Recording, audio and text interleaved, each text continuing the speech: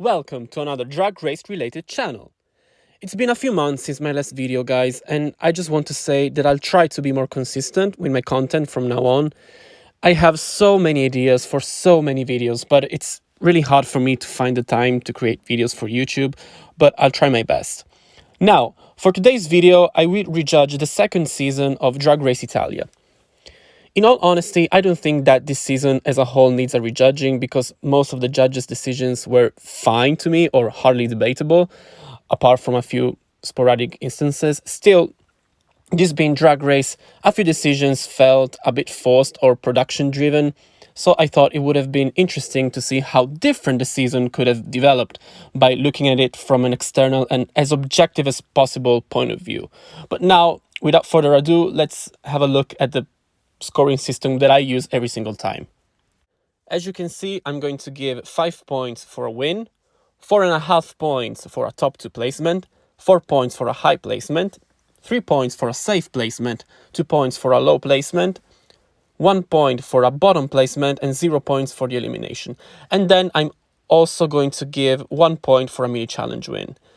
Did I say point? Anyway, let's get right into episode 1. In this episode, the queens had to create a new original look inspired by Italian art, with the materials provided by production. In my opinion, this is definitely the most chaotic episode of the season in terms of judging. Everything was so weird that when it aired, I thought the season was going to be as messy as the previous one, not gonna lie. But now, La Diamond winning the episode is pretty much undisputed, and I agree 100% with her winning. This is not up to debate. Then, in the actual episode, the only high placement went to Obama after she received mostly bad critiques, and that was interesting. On the other hand, Pantera ended up in the bottom after the judges told her that they liked her outfit, so that editing made no sense whatsoever. For me, the second best of the night was hands down Tanissa Yonse, who constructed a beautiful and intricate look. And then I would put also Nelenia in the top because even if her garment wasn't as ambitious as La Diamond's or Tanissa's, it was well executed and perfectly styled. Then regarding the bottom two, I agree with Narciso, who didn't serve a great look, but I would put Obama in the bottom with her because I would save Pantera, who actually did the assignment by creating a look that was instantly recognizable. At least the reference was instantly recognizable. And then I would put Aura as low because even if her look was kind of fine, the reference wasn't there. It wasn't giving any type of art movement or artist.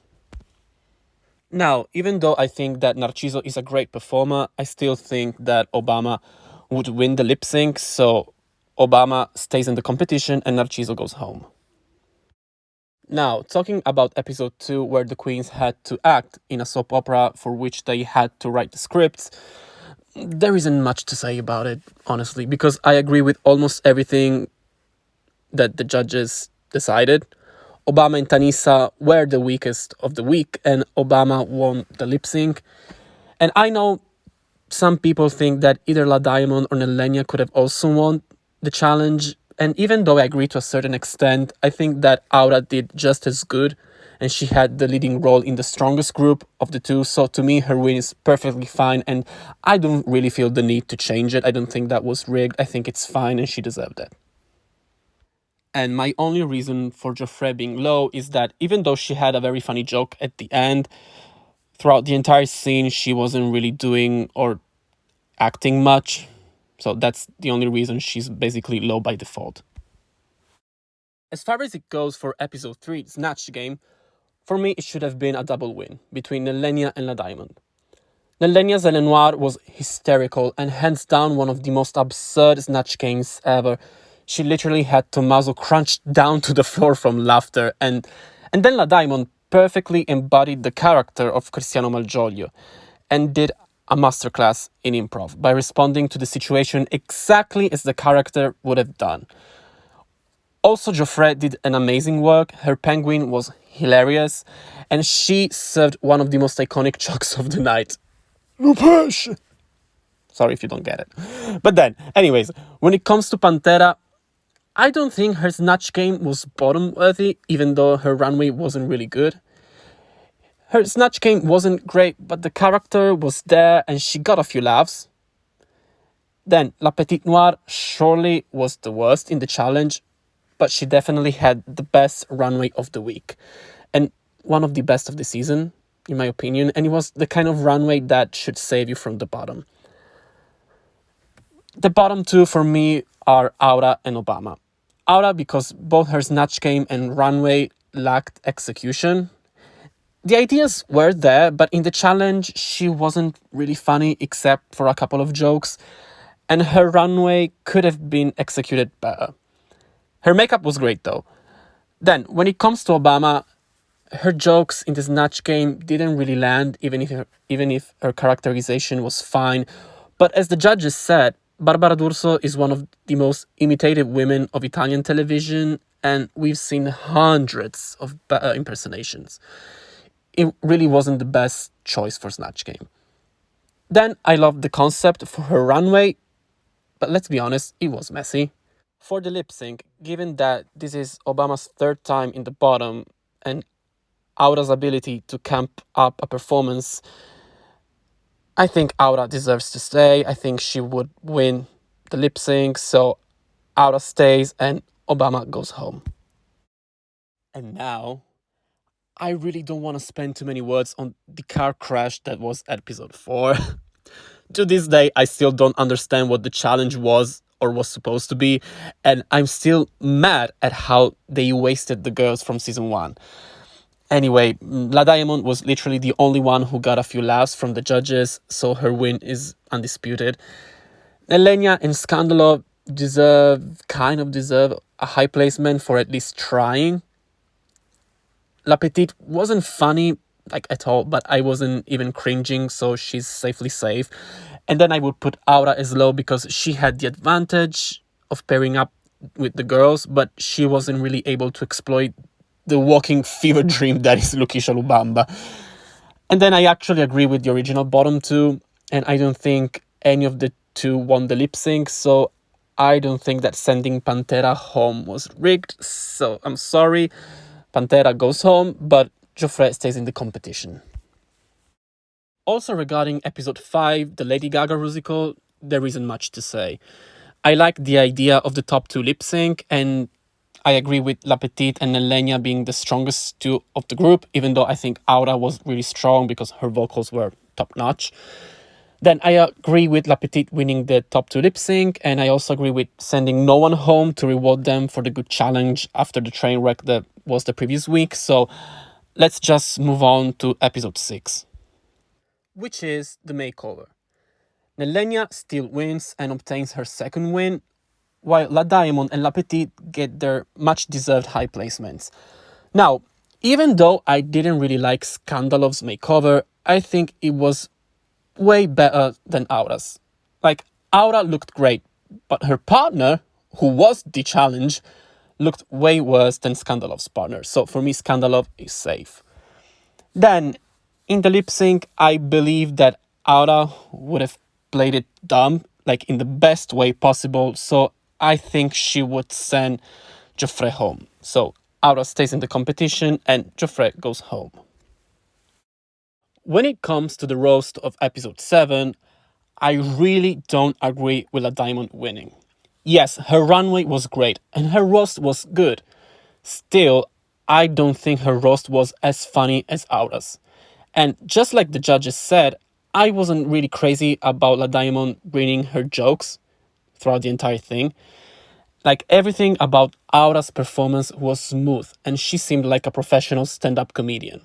Her runway wasn't mesmerizing, but I think her performance was superior to La Diamond's, and therefore she gets the win for me. La Diamond obviously deserves her high placement, while Nelenia gets her low by default, but she wasn't bad in the roast, to be honest, like at all. Then I agree with the original bottom two. Neither of them were terrible, but in the combo challenge plus runway, they were definitely the weakest of the week. And, you know, we have seen the lip sync and La Petite win, sending Skandalov home. So now we have a top 4. La Diamond, Nellenia, Aura Eternal, and La Petite Noire, which is the exactly same top 4 of the actual season. Let's have a look at the track records. Okay, going into the finale. La Diamond has a win less compared to the 4 that she got in the season, but she also gets some high placements that she never got during the actual season. So her track record overall doesn't really change. It's still great and shows what a powerhouse she is. On the other hand, Nellenia's track record changes substantially. In my rejudging, she places below safe just once, but she also spends the 85% of the season in the top by placing high 3 times, 1 time in the top 2 and winning 2 maxi challenges and 3 mini challenges. Then there is Aura's track record that in my rejudging is less muffled, if it makes sense, both in negative and positive. She gets 2 wins instead of just 1, but she also beat lip syncs twice, while she never was in the bottom in the actual season. And then we have La Petite, whose track record doesn't really change drastically. She still gets her win for the Rusical, and she still gets her bottom placement for the roast. So, if we do some math, we discovered that the best track record going into the finale belongs to Nellenia. She and La Diamond are really neck and neck, but Nellenia takes the pole position by just 0.5 points.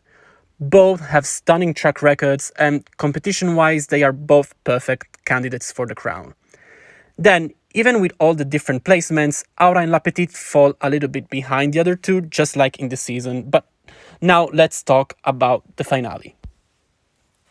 This is a really weird episode to judge because there wasn't anything at stake. There was no maxi challenge, and the only competitive part of the episode was the lip sync. Yes, they did a group performance to an original song, but they didn't write their own verses, and most of the performance wasn't done on stage in front of the judges, but it was pre-recorded. Like in season 1, the girls had to write their own verses and then perform the entire thing on stage, so there was something to judge. Here, I cannot judge the girls on a pre-recorded performance to a song entirely written by production. Like, how can I? This finale episode feels more like a simple crowning rather than a competitive episode. So now I have to decide who is going to lip sync for the crown, and there is no way I'm letting all 4 of them do that because it would be messy. Still, the only thing I can base my decision on is track record. But in all honesty, it doesn't feel fair because what's the point of letting them in the finale if it doesn't matter what and how they do in it? Which is what really happened to La Petite. Like, I really don't like this. Still, I have to make a decision based on what I know, and the thing I know is that Nellenia and La Diamond are far ahead the other two when it comes to track record, and that is why I'm cutting the top 4 to a top 2. I'm not going for a top 3 because I really don't like a 3-way lip sync, and because I don't really see why track record wise Aura should proceed further while La Petite gets cut short when they have extremely similar track records. So that's my final decision. La Diamond and Nellenia are the top 2 of the season. Therefore, La Diamond and Nellenia lip sync to Festival by Paola and Chiara.